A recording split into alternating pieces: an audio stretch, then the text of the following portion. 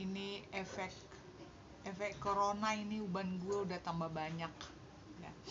Nah, aku mau ngomong soal apa ya, jadi ini kan udah hampir 2 bulan lah ya.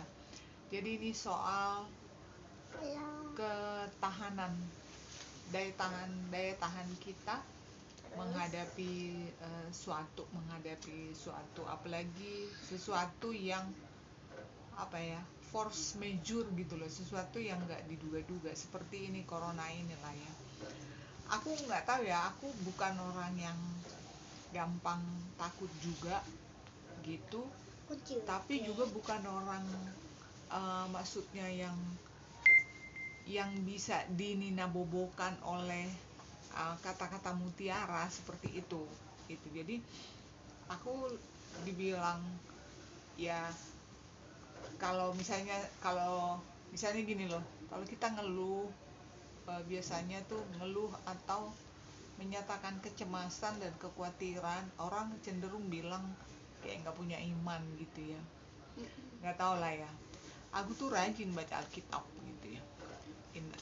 Berdoa juga saya rajin. Itu doa pagi, doa siang, doa sore, doa malam. Itu saya bahkan selama masa corona ini tengah malam saya bangun untuk berdoa gitu ya. Tapi saya juga realistis gitu loh. Realistis artinya, jadi misalnya gini loh, ini kan kita nggak tahu ya kapan selesainya, dan kalaupun udah selesai, katakanlah selesai Juli, itu paling cepat kalau menurut aku ya. Tapi efeknya itu, apalagi efek ke kehidupan kita supaya bisa berjalan normal lagi, kehidupan ekonomi apalagi, itu bisa 2-4 tahun ke depan itu efeknya gitu ya. Nah, kalau saya gini, makanya kenapa selama corona ini saya sebetulnya jujur aja saya stres, tertekan gitu ya, karena orang mungkin pikirnya hanya ke masalah finansial gitu, walaupun buat saya itu termasuk masalah besar juga gitu.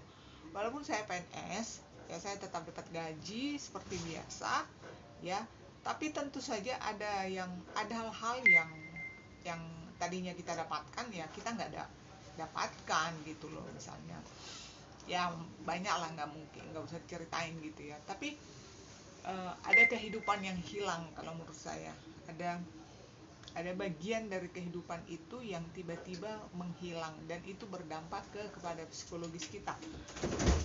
Nah, saya karena kebetulan kenapa saya sampai misalnya dalam hampir 2 bulan ini saya turun 2 kilo ya, walaupun saya nggak diet, olahraganya juga berkurang drastis, makan tetap sih ya gitu, tapi saya pikir efek pikiran gitu, stres atau ya pokoknya terbebani lah gitu. Karena apa ya, aku orangnya realistis gitu, jadi saya mikirnya itu serius, dan saya mikirnya panjang. Saya kebetulan bukan orang yang misalnya orang punya simpanan banyak gitu, jadi kalaupun resesi sampai 2 tahun masih aman gitu. Saya bukan orang yang di posisi itu. Lalu anak-anak saya juga belum ada yang selesai sekolahnya, belum ada yang mapan. Kemudian saya sedikit lagi nggak punya aset juga, nggak punya harta benda yang bisa, itu dari segi finansial aja ya, dari segi finansial. Jadi itu aja udah membuat saya khawatir gitu, dan buat saya orang merasa khawatir, cemas, takut gitu, itu adalah bagian dari rasionalnya sebetulnya gitu. Jadi bukan berarti wah lu nggak percaya sama Tuhan, nggak punya iman, nggak kayak gitu kalau buat saya gitu. Jadi tapi di satu sisi juga saya tersentuh dan gampang luluh, gampang mewek gitu kalau lihat orang lain yang kesusahan, walaupun saya lebih susah sebetulnya ya. Jadi kemarin itu minggu lalu ya, saya ke Indomaret. Nah, saya kan ngantri itu di kasir tuh, di belakang, di depan saya itu ya lagi bayar di kasir, itu ada ibu-ibu sama anaknya, anak laki-laki kayak anak SMA lah gitu ya gitu. Nah mereka ini bawa uang itu banyak, uang 2 ribuan gitu. Jadi saya menduganya sih hasil celengan gitu, karena apa, dari rumah sih udah disusun gitu loh, udah disusun setumpuk itu satu itu tuh mungkin satu bundel gitu 100.000 gitu atau 50.000, saya kurang tahu lah. Nah si kasir itu kan ngitung ulang dan itu lama gitu. Nah karena lama, si ibu itu kan nggak enakan ya saya nunggunya, jadi dibilang, Bu maaf ya Bu ya gitu, pokoknya dengan wajah yang gimana ya. Aku tuh pada saat itu langsung, pokoknya kayaknya aku lebih sedih deh dari dia gitu loh, lihat itu apa, air mataku tuh langsung pengen turun begitu, karena aku bisa ngebayangin si ibu ini pasti habis apa ya, mungkin menguras simpanan terakhirnya gitu loh. Jadi saya bilang, nggak apa-apa Bu, nggak apa-apa Bu gitu. Jadi saya tungguin gitu. Jadi dihitung si kasir itu sampai selesai. Kemudian ada apa ya, Bu maaf Bu ini kurang 2.000 hitungannya, nah kayak gitulah. Jadi nah aku nginget itu aja sampai sekarang, aku kalau nginget itu aku bisa nangis gitu, ngebayangin penderitaan orang gitu. Jadi kalau buat aku pada saat sekarang ini, aku memaklumkan sikap orang yang misalnya di sosmed itu mengeluh atau melampiaskan ke apa ya, tingkat stresnya itu dengan cara apapun. Aku agak memaklumi ya, kecuali tentu berbuat jahat ya, itu saya tidak terima, tapi saya memaklumi itu.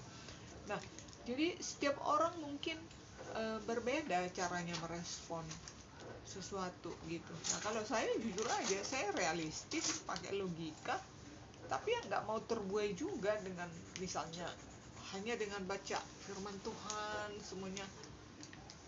Ya enggak juga, saya juga menurut saya sih Tuhan ya menolong kita kalau kita berusaha ya kan. Jadi nggak semata-mata nggak cukup hanya berdoa lalu tiba-tiba solusi itu akan datang gitu. Nah usaha kita ini apa gitu kan.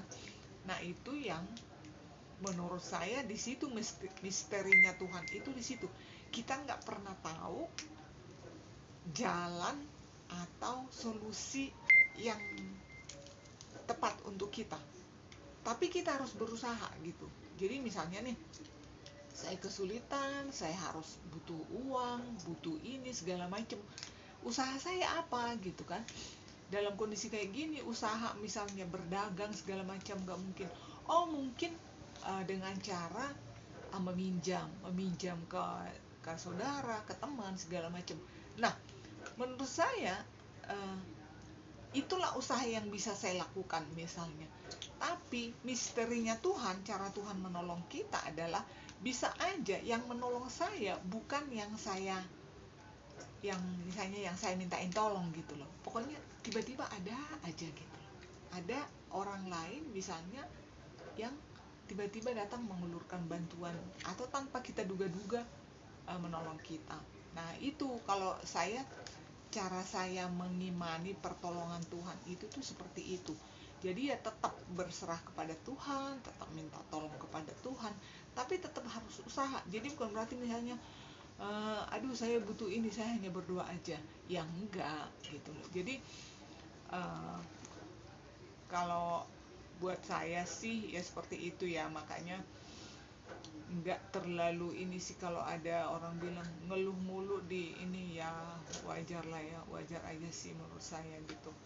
Yang penting mungkin pada saat-saat seperti ini setidaknya di rumah itu ya kita masih tetap guyup gitu ya, karena ada beberapa yang cukup menyedihkan juga sih ya, katanya di rumah jadi berantem, jadi KDRT macam-macam, bikin anak stres juga gitu. Jadi Ya itu sih ya teman-temannya, ya mari tetap memelihara optimisme iya, tapi tetap juga harus melihat kenyataan-kenyataan yang ada gitu, bahwa misalnya ini mungkin akan lama, lalu apa langkah-langkah kita gitu. Ya itu, saya nggak tahu nih, uban saya makin banyak. Gak apa-apa sih, asal corona berlalu, mau putih semua juga nggak apa-apa, mau putih sampai sampai bulu pori-pori juga mau putih, silahkan, yang penting corona berlalu, ya enggak.